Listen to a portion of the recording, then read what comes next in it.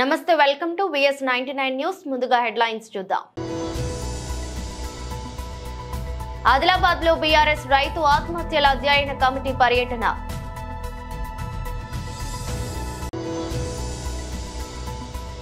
భారత రత్న కర్పూరి ఠాకూర్ జయంతి సందర్భంగా ఆయనకు నివాళులు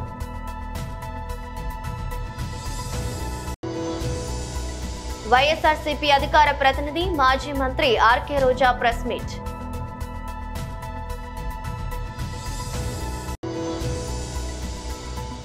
దిల్ రాజు ఇంట్లో కీలక పత్రాలను స్వాధీనం చేసుకున్న ఐటీ అధికారులు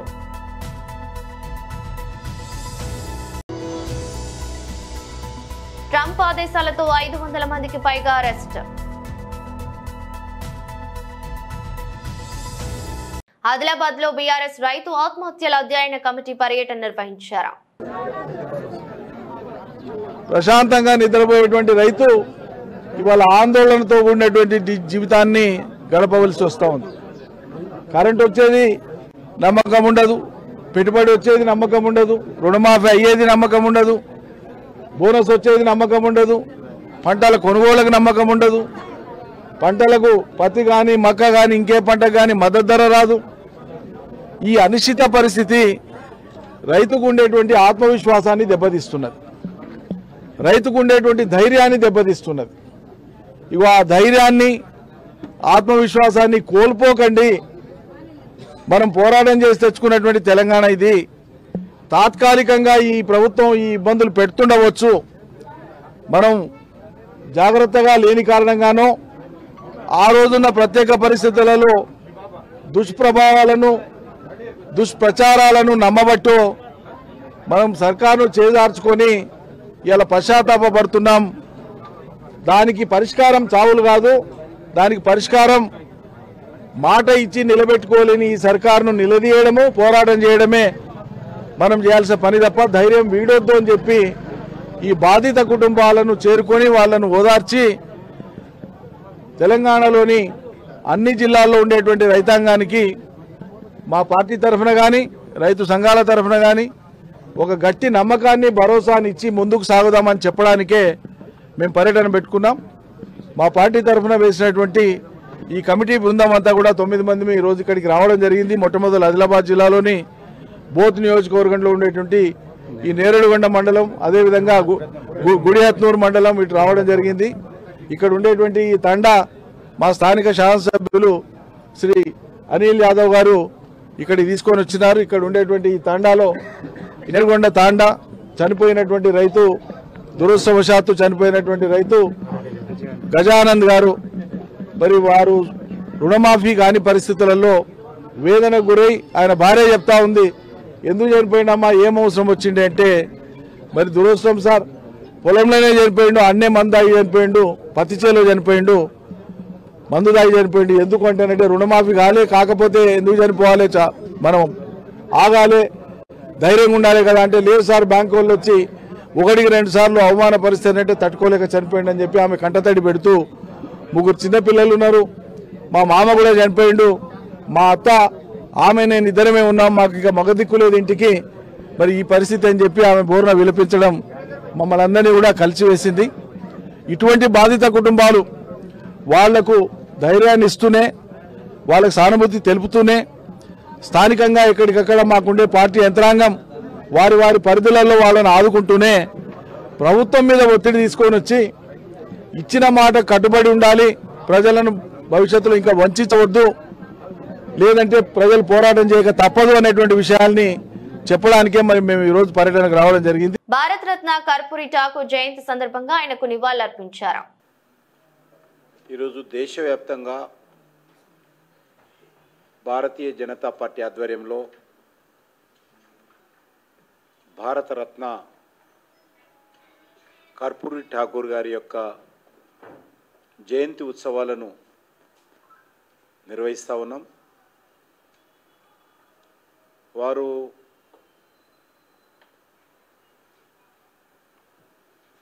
సోషలిస్టు నాయకుడిగా విద్యార్థి దశలోనే అనేక ఉద్యమాలకు రూపకల్పన చేసి మరి పోరాటాలు చేసినటువంటి గొప్ప వ్యక్తి. అంతేకాకుండా ఆయన ఇటు కార్మికుల కోసము, అటు ఎస్సీ ఎస్టీ బీసీ బడుగు బలైన వర్గాల కోసము అంకితమై పనిచేసినటువంటి గొప్ప మహానుభావుడు కర్పూరి ఠాకూర్ గారు. పేద కుటుంబం నుంచి వచ్చినటువంటి వ్యక్తి. వారు బీహార్ లాంటి పెద్ద రాష్ట్రము, ఆ రోజు బీహారు జార్ఖండ్ ఒకటే ఉండేది, ఉత్తరప్రదేశ్ తర్వాత అతిపెద్ద రాష్ట్రం అది. అటువంటి రాజకీయంగా ప్రాధాన్యత కలిగినటువంటి రాష్ట్రము, దేశంలోనే రెండవ అతిపెద్ద రాష్ట్రము, రాజకీయ చైతన్యమైనటువంటి రాష్ట్రము. అటువంటి రాష్ట్రానికి ఆయన విద్యాశాఖ మంత్రిగా, శాసనసభ్యుడిగా, 2 సార్లు ముఖ్యమంత్రిగా సేవలు అందించినటువంటి మహానుభావుడు మరి కర్పూరి ఠాకూర్ గారు. వారు విద్యామంత్రిగా ఉన్నప్పుడు ఆ కాలంలోనే విద్యారంగంలో సమూలమైనటువంటి సంస్కరణ తీసుకొచ్చినటువంటి వ్యక్తి కర్పూరి ఠాకూర్ గారు. వారు ముఖ్యంగా ఓబీసీ వర్గాలకు విశేషంగా సేవలు అందించారు. వారికి రాజకీయంగా, సామాజికంగా, ఆర్థికంగా మరి వాళ్ళకు సముచిత స్థానం దొరకాలని, రావాలని, మరి వారు ముఖ్యమంత్రిగా 2 సార్లు ఉన్నప్పుడు కానీ, విద్యాశాఖ మంత్రి ఉన్నప్పుడు కానీ, రాజకీయ నాయకుడిగా కానీ నిరంతరము అంకితభావంతో పనిచేసినటువంటి గొప్ప నాయకుడు. ఒక పేద కుటుంబం నుంచి, ఒక చిన్న సామాజిక వర్గం నుంచి వచ్చినటువంటి వ్యక్తి. మరి ఆయన ఆ రోజే ప్రజానాయకుడు, అంటే జననాయకగా గుర్తింపు తెచ్చుకున్నారు. ఈ పార్టీ ఆ పార్టీ అని కాదు, యావత్ సమాజం ఆయనను ఒక ప్రజానాయకుడుగా, జననాయక్ అనేటువంటి పేరుతో పిలిపించుకున్నటువంటి గొప్ప మహానుభావుడు. అంతేకాదు, వారు విద్యార్థి దశగా ఉన్నప్పుడే వైఎస్ఆర్సీపీ అధికార ప్రతినిధి మాజీ మంత్రి ఆర్కే రోజా ప్రెస్ మీట్ నిర్వహించారు. తండ్రి కొడుకులు ఇద్దరు అక్కడికి పోవటం మనం గమనించాం. అంటే వీళ్ళు ఈ యొక్క దావోస్కి వెళ్ళి పెట్టుబడులు తేలేకపోవడానికి కారణం ఏంటంటే ఈరోజు అందరి మధ్యలో ఒకటే, ఈ లోకేష్ రెడ్ బుక్ పాలనే దీనికి కారణమని. ఎందుకంటే మీరు చూస్తే ఈ రాష్ట్రంలో ఎవరైనా పెట్టుబడులు పెట్టాలి అంటే ఒక ఇన్సిడెంట్ గుర్తొస్తుంది. ముంబై నుంచి ఒక జూనియర్ ఆర్టిస్ట్ని తీసుకొచ్చి ఏ విధంగా ఆవిడతో తప్పుడు కేసులు పెట్టించి జిందాల్ లాంటి పారిశ్రామికవేత్తల్ని బెదిరించి బ్లాక్మెయిల్ చేశారు. మరి ఈ విధంగా పారిశ్రామికవేత్తల్ని బెదిరించి బ్లాక్మెయిల్ చేస్తే ఈ రాష్ట్రంలో ఎవరైనా పెట్టుబడులు పెట్టడానికి వస్తారా అని నేను అడుగుతున్నా. అలాగే ఐపీఎస్ అధికారులు, సీనియర్ మోస్ట్ ఆంజనేయులు గారు, సంజయ్ గారు, ఠానా గారు, విశాల్ గున్ని లాంటి ఐపీఎస్ ఆఫీసర్ల మీద కూడా కక్ష సాధింపుగా కేసులు పెట్టి వేధిస్తే ఈ రాష్ట్రంలో ఎవరైనా పెట్టుబడులు పెట్టడానికి వస్తారా నేను అడుగుతున్నాను. అలాగే ఐఏఎస్ ఆఫీసర్లకు కూడా 7 నెలలుగా కొంతమందికి పోస్టింగ్లు ఇవ్వకుండా వాళ్ళని వేధిస్తూ వాళ్ళని జైల్లో పెడతామని బెదిరిస్తూ ఈరోజు చంద్రబాబు నాయుడు ప్రభుత్వం డెసిషన్స్ తీసుకుంటుంటే ఎవరైనా పెట్టుబడులు పెట్టడానికి వస్తారా నేను అడుగుతున్నా. ముఖ్యంగా ఈ రాష్ట్రంలో మీరు చూస్తే ఆడపిల్లలు, చిన్న పిల్లల మీద అత్యాచారాలు, అఘాయిత్యాలు, అలాగే హత్యలు జరుగుతుంటే అలాంటి రాష్ట్రంలో ఎవరైనా పెట్టుబడులు పెట్టడానికి వస్తారా నేను అడుగుతున్నా. అండ్ ముఖ్యంగా నారా లోకేష్ దావోస్కి వెళ్ళి సిగ్గు లేకుండా నా ప్రత్యర్థుల్ని అనగతొక్కడానికి నేను రెడ్ బుక్ని యూజ్ చేస్తున్నాను అని చెప్తే ఎవరైనా పెట్టుబడులు పెట్టడానికి వస్తారా అని నేను అడుగుతున్నాను. ఈరోజు మీరు చూస్తే ఈ రాష్ట్రానికి పెట్టుబడులు రాకపోవడానికి కారణం ఈ రెడ్ బుక్ రాజ్యాంగమే.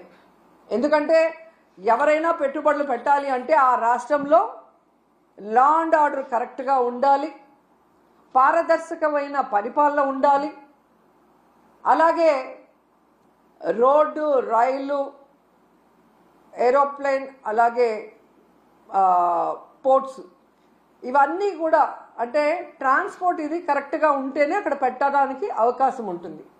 మీరు చూస్తే జగన్మోహన్ రెడ్డి గారు ముఖ్యమంత్రిగా ఉన్నప్పుడు ఇవన్నీ కూడా ఎంత చక్కగా చేశారో మీ అందరూ కూడా గమనించవచ్చు. లా అండ్ ఆర్డర్ ఏ విధంగా మెయింటైన్ చేశారు, అలాగే మీరు చూస్తే సచివాలయ వ్యవస్థతో ఎలా పారదర్శకంగా పరిపాలించారు. సినీ పరిశ్రమకు సంబంధించి ప్రస్తుతం జరుగుతున్న అతిపెద్ద చర్చ ఏమిటంటే ఫేక్ కలెక్షన్స్. మా సినిమాకు 100 కోట్లు వచ్చాయంటూ మేకర్స్ సోషల్ మీడియాలో ప్రకటిస్తున్నారు. ఈ కలెక్షన్స్ నిజమేనా అనే దానిపై స్పష్టత ఉండడం లేదు. ఈ క్రమంలో ఐటీ అధికారులు టాలీవుడ్ ప్రముఖులపై పడ్డారా, కలెక్షన్లు ఎంత వచ్చాయి, దానికి తగ్గట్టుగా లెక్కలు చూపించారా అనే కోణంలో రైడ్స్ చేస్తున్నారు. గేమ్ చేంజర్, సంక్రాంతికి వస్తున్నాం సినిమాల నిర్మాత దిల్ రాజు నివాసం కార్యాలయంలో వారు సోదాలు జరిపారు. 4 రోజుల ఐటీ సోదాల్లో దిల్ రాజుకు సంబంధించిన పలు కీలక అంశాలను ఐటీ అధికారులు గుర్తించినట్టు సమాచారం. ఆయన ఇంట్లో కీలక పత్రాలను స్వాధీనం చేసుకున్నారు. ఐటీ టీం ప్రస్తుతం లీగల్ ఫార్మాలిటీస్ పూర్తి చేస్తున్నట్టు సమాచారం. దిల్ రాజు కూతురు హన్సితారెడ్డి ఇంట్లో కూడా డాక్యుమెంట్లను అధికారులు వెరిఫై చేస్తున్నారు. అటు పుష్ప 2 సినిమాకు సంబంధించి 1800 కోట్లకు పైగా ఆదాయం వచ్చినట్టు మేకర్స్ ప్రకటించారు. కానీ దానికి తగినట్టుగా పన్నులు చెల్లింపులు జరిగినట్టు ఐటీ అధికారులు గుర్తించారు. 4 రోజులుగా 18 ప్రదేశాల్లో ఐటీ అధికారులు 55 బృందాలుగా ఏర్పడి సోదాలు నిర్వహించారు. అమెరికా అధ్యక్షుడిగా ప్రమాణ స్వీకారం చేసిన వెంటనే 100కు పైగా ఎగ్జిక్యూటివ్ ఆర్డర్లపై సంతకం చేసిన డొనాల్డ్ ట్రంప్ తన 4 ఏళ్ల పాలన ఎలా ఉండబోతుందో స్పష్టంగా వెల్లడించారు. దేశంలో అక్రమంగా ఉంటున్న వారిపై ఉక్కుపాదం మోపుతామనేది ఆయన ఆర్డర్లలో ఒకటి. దానికి తగ్గట్టుగానే ట్రంప్ ఆదేశాల మేరకు అమెరికా వ్యాప్తంగా 500 మందికి పైగా అక్రమ వలసదారులను పోలీసులు అరెస్ట్ చేశారు. 100 మందిని అమెరికా నుంచి డిపోర్ట్ చేశారు. ఈ విషయాన్ని white house media secretary Karoline లెవిట్ వెల్లడించారు. ట్రంప్ బాధ్యతలను స్వీకరించినప్పటి నుంచి ఇప్పటి వరకు 538 మంది అక్రమ వలసదారులను అరెస్ట్ చేశారు. వీరంతా లైంగిక నేరాలు, మాదక ద్రవ్యాల రవాణా, ఉగ్రవాదం తదితర కేసుల్లో నిందితులుగా ఉన్నవారే. ప్రమాణ స్వీకారం చేసిన అనంతరం ట్రంప్ ప్రసంగిస్తూ గత 4 ఏళ్లలో బైడెన్ ప్రభుత్వంలో అక్రమ వలసదారులు పోటెత్తారని చెప్పారు. లక్షలాది మంది సరైన పత్రాలు లేకుండానే దేశంలోనే చొరపడ్డారని తెలిపారు. వీరంతా దేశ భద్రతకు, ప్రజల రక్షణకు ముప్పుగా మారుతున్నారని చెప్పారు. వలసదారుల కట్టడికి గట్టి చర్యలు తీసుకుంటామని తెలిపారు. తెలంగాణ రాష్ట్ర హౌసింగ్ శాఖ మంత్రి పొంగులేటి శ్రీనివాసరెడ్డిపై Kukatpally BRS party MLA Madhavaram Krishnarao నిప్పులు చెరిగారు. హౌసింగ్ బోర్డు స్థలాలను అమ్మి సొమ్ము చేసుకునేందుకు ప్రయత్నం చేస్తున్నారని ఆగ్రహం వ్యక్తం చేశారు. ప్రభుత్వ జీవో 6 ప్రకారం ఇండ్ల వేలంలో ఇంటి పక్కన వారికే స్థలాన్ని అమ్మాలి అని ఉండగా వాటిని తుంగలో తొక్కి 1,25,000 రూపాయలకు పైగా గజం పేరిట అమ్ముతున్నారని తెలిపారు. మాస్టర్ ప్లాన్ ఉన్న విధంగా కాకుండా అమ్మకాలు జరుగుతున్నాయని తాము చెప్తుంటే పోలీసులను ఉపయోగించి తెల్లవారుజాము నుండి హౌస్ అరెస్ట్ చేయడం ఏమిటి అని ప్రశ్నించారు. తాను కూడా వేలంపాటలో పాల్గొనేందుకు గాను డీడీ సైతం తీశానని, ప్రస్తుతం పోలీసులు తనని వేలంపాటలో పాల్గొనేందుకు అనుమతించడం లేదంటూ అసహనం వ్యక్తం చేశారు. కాంగ్రెస్ పాలనలో భూములను అమ్ముకోవడమే తప్ప కాపాడే పరిస్థితి లేదని అన్నారు. అధికారులు సైతం ప్రజలను మోసం చేసే విధంగా మాస్టర్ ప్లాన్ కు అనుగుణంగా అమ్మకాలు చేయకుండా ప్రజలను తప్పుదోవ పట్టిస్తున్నారని, వారిపైన కూడా సంబంధిత అధికారులకు ఫిర్యాదు చేస్తామన్నారు. కేపీహెచ్బీ కాలనీ ఉన్నటువంటి ల్యాండ్లను సుమారుగా 74 ప్లాట్లను 10 గజాలు, 20 గజాలు, 30 గజాలు, 50 గజాలు, 90 గజాలు, 99 గజాలు, ఈ రకంగా చిన్న చిన్న ప్లాట్లు ఎక్కడైతే కేపీహెచ్బీ కాలనీలో గతంలో ప్రజలకు చెందవలసినటువంటి ల్యాండ్లన్నీ కూడా ఈ కాంగ్రెస్ ప్రభుత్వం వచ్చిన తర్వాత పెద్ద ఎత్తుగా ఇలా ప్రజలను మోసం చేసే ప్రయత్నం చేస్తూ ఉన్నారు. గతంలో 10 సంవత్సరాలు మేము పరిపాలించిన టీఆర్ఎస్ పార్టీ పరిపాలించిన ఒక గజం జాగా కూడా మేము ఎన్నడూ కూడా ప్రజల సొత్తును ఎక్కడ కాపాడమే తప్ప అమ్మే ప్రయత్నం చేయలేదు. ప్రజలకు అంకితం చేసే ప్రయత్నం చేశాం. అయినప్పటికీ దుర్మార్గంగా ఏదైతే పొంగులేటి శ్రీనివాసరెడ్డి హౌసింగ్ బోర్డు మంత్రిగా పనిచేస్తున్నాడో ఆయన మొత్తానికి హైదరాబాద్ నగరం మీద, ప్రజల మీద ఎక్కడైతే ల్యాండ్స్ ఉన్నాయో అమ్మి ప్రజలను మోసం చేసే ప్రయత్నం చేస్తూ ఉండడం మంత్రి అని చెప్పి నేను తెలియజేస్తూ ఉన్నాను. అయితే గతంలో కూడా ఎప్పుడు కూడా అమ్మే ప్రయత్నం చేయలేదు తప్ప కాపాడుకునే ప్రయత్నం చేశాం. ఏదైతే జీవో ప్రకారం 6 ప్రకారం ఏదైతే గవర్నమెంట్ జీవో ఇచ్చిందో 06 ప్రకారం పక్కకున్నటువంటి ప్లాట్కే వాళ్ళకే అమ్మాలి, అది కూడా మార్కెట్ వాల్యూకి అమ్మాలన్నటువంటి ఆలోచన జీవో ఉంది. ఆ జీవోను పక్క పెట్టి 1,25,000 నుంచి 1,50,000 అమ్మే ప్రయత్నం చేస్తూ ఉన్నారు. ఇది అన్యాయం అని చెప్పినందుకు ఈరోజు పోలీసులు 4 గంటల రాత్రి మా ఇంటికి వచ్చి 150 మంది పోలీసులు వచ్చి ఇలా ఇంటి చుట్టుముట్టు గేరేసి మా కార్పొరేటర్లు మా కార్యకర్తలను ఎక్కడిదక్కడ నిర్బంధించుతూ ఉన్నారు. ఇది ఎంతవరకు కరెక్టో ఒకసారి గవర్నమెంట్ ఆలోచన చేసుకోవాలి. ఎందుకంటే 200 ఫీట్ల road master plan Congress government ఉన్నప్పుడు 2008లో మాస్టర్ ప్లాన్ గోపాల్ నగర్ నుంచి సబ్దర్ నగర్ నుంచి ముషాపేట్ చౌరసాక 200 ఫీట్ల రోడ్డుని ఆ రోజు 200 ఫీటు రోడ్డు పెడితే ఆ రోజే 24 మంది హౌసింగ్ బోర్డులో కొనుక్కున్నటువంటి వాళ్ళు 24 మంది అన్యాయం అయిపోయారు. వాళ్ళకి న్యాయం చేయకుండా మళ్ళా ఇవాళ ఆ మూల మీద ఉన్నటువంటి కొన్ని ప్లాట్లు 51 గజాలు 100 గజాల జాగాల్ని ఇలా మాస్టర్ ప్లాన్ 200 ఫీట్ల రోడ్లోనే ఇలా అమ్మే ప్రయత్నం చేస్తుంది గవర్నమెంటు.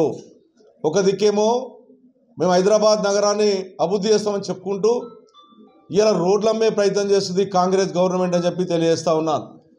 200 ఫీట్ల రోడ్లో ఉన్నటువంటి ప్లాట్ను ఇలా 1,20,000కు 90,000కు అమ్మే ప్రయత్నం చేస్తూ ఉన్నారు. మరి రేపు పొద్దున మున్సిపాలిటీ అధికారుల దగ్గరికి పోయి కొనుక్కున్న తర్వాత అక్కడ కొనుక్కున్న అతను పోయి ఇల్లు కట్టుకొని పర్మిషన్ అడిగితే 80% దీనికి రోడ్లో ఉంది, నువ్వు ఎట్లా కొనుక్కున్నావు అని చెప్తారు. దీనికి టీడీఆర్ కూడా రాదు. మున్సిపాలిటీ సంబంధించిన అధికారులు కూడా నిన్న కమిషనర్ గారి దృష్టికి సీసీబీ దాని దృష్టికి తీసుకెళ్ళాను.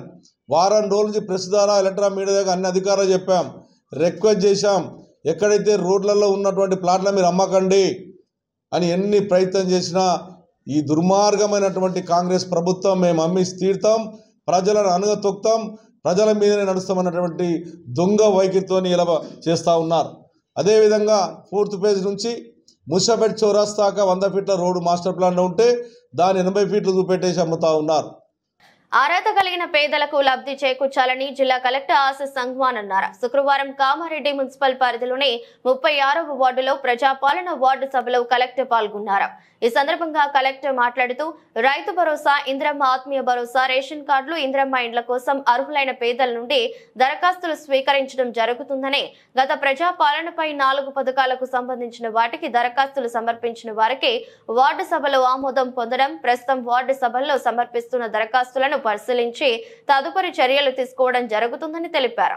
ఈ వార్డు సభలో ముసాయిదా జాబితాను చదవడం జరుగుతుందని, వాటిలో అభ్యంతరాలు, ఆక్షేపణలు ఉంటే తెలియపరచాలని అన్నారు. అటు జాబితాలో పేరు రాని వారు దరఖాస్తులు సమర్పించవచ్చని, దరఖాస్తులు స్వీకరించడం నిరంతర ప్రక్రియని, అటు దరఖాస్తులు మున్సిపల్ కార్యాలయంలో గాని, తహసీల్దార్ కార్యాలయంలో గాని సమర్పించవచ్చని తెలిపారు.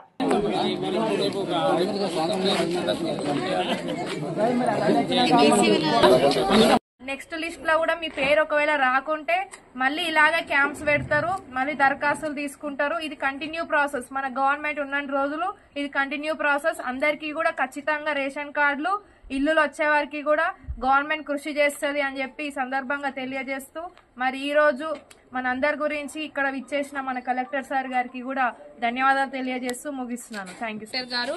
ఇప్పుడు ఇక్కడికి వచ్చినటువంటి పౌరులను ఉద్దేశించి మాట్లాడుతున్నాను.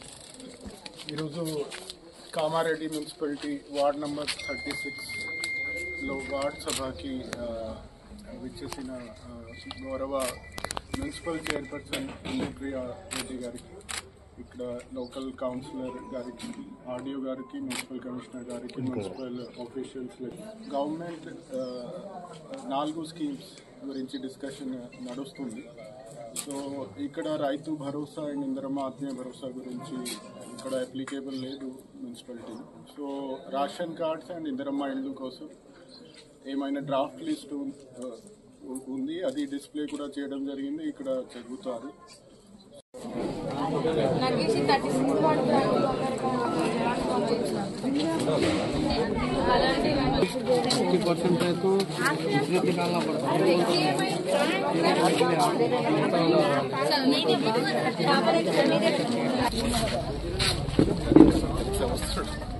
రామగుండం పోలీస్ కమిషనర్ ఆదేశాల మేరకు మంచిర్యాల జోన్ భీమారం ఎస్ఐ శ్వేత ఆధ్వర్యంలో రోడ్డు భద్రతా మాసోత్సవాల సందర్భంగా స్థానిక జెడ్పీహెచ్ఎస్ పాఠశాల విద్యార్థులచే రోడ్డు భద్రతా ట్రాఫిక్ రూల్స్ పై ప్రజలకు అవగాహన కల్పించడానికి ర్యాలీ నిర్వహించారు. ఈ ర్యాలీకి జైపూర్ ఏసీపీ వెంకటేశ్వర్లు ముఖ్య అతిథిగా హాజరై ర్యాలీ ప్రారంభించారు.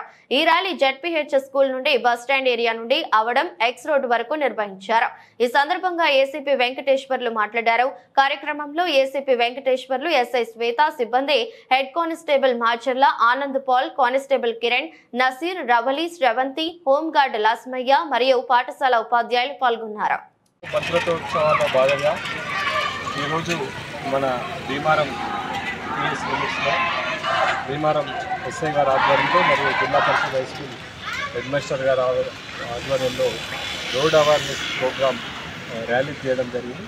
ఈ ర్యాలీ యొక్క ముఖ్య ఉద్దేశం ఏంటంటే జనాలకు అందరికీ కూడా ఈ రోడ్డు భద్రత భాగంగా ఈ సిగ్నల్స్ కానీ, తర్వాత రోడ్డు మీద ఉన్నటువంటి లైన్స్ విషయంలో కానీ, తర్వాత రోడ్డు మీద ప్రతి ఒక్కరు కూడా హెల్మెట్ పెట్టుకొని పోయేటట్టుగా మనం చేయడం జరిగింది. ఈ అవేర్నెస్ ప్రోగ్రామ్ ఇంతటితో కాకుండా పిల్లలతో పాటు యూత్తో పాటు అందరినీ కూడా విలేజెస్ అందరినీ కూడా మనం మోటివేట్ చేయడం జరుగుతుంది. ముఖ్యంగా చాలామంది రోడ్ యాక్సిడెంట్స్ అన్నీ కూడా హెల్మెట్ లేకపోవడం వల్లనే జరుగుతుంది. దయచేసి విలేజర్స్కి చెప్తున్నాం ఏంటంటే హెల్మెట్ లేకుండా ఎట్టి పరిస్థితుల్లో బయటకు వెళ్ళకూడదని చెప్పి మరీ మా పోలీస్ శాఖ తరఫున. అదేవిధంగా సిగ్నల్స్ జంప్ కావడం కానీ, సిగ్నల్స్ దాటడం కానీ, తర్వాత ఓవర్టేక్ చేయడం విషయంలో జాగ్రత్తలు కానీ, తర్వాత ఇంకా ఇతరత్ర రోడ్డు విషయంలో కూడా మనం సిగ్నల్స్ విషయంలో కూడా జనాల్ని అంతా కూడా జాగ్రత్త పరుస్తున్నాం.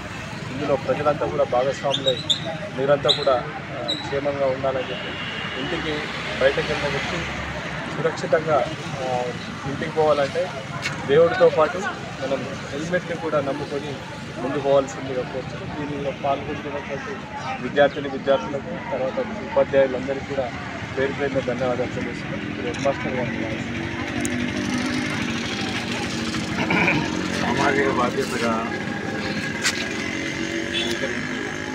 పోలీస్ డిపార్ట్మెంట్ వాళ్ళు, ఎస్ఐ గారు వాళ్ళ బృందం ఇది సామాజిక స్పృహను కలిగించడం చాలా సంతోషం. ఈ సామాజిక స్పృహ అంటే దానిలో ముఖ్యంగా ఏంటంటే రోడ్డు భద్రత ఉండడం అనేది చాలా ముఖ్యం.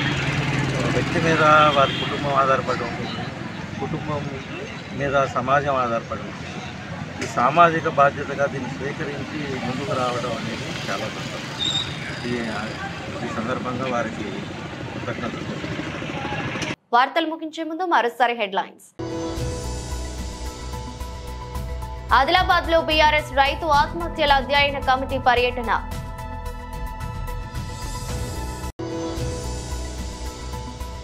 భారతరత్న కర్పూరి ఠాకూర్ జయంతి సందర్భంగా ఆయనకు నివాళులు.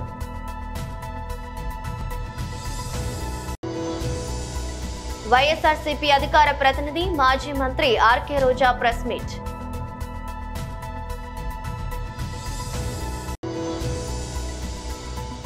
దిల్ రాజు ఇంట్లో కీలక పత్రాలను స్వాధీనం చేసుకున్న ఐటీ అధికారులు.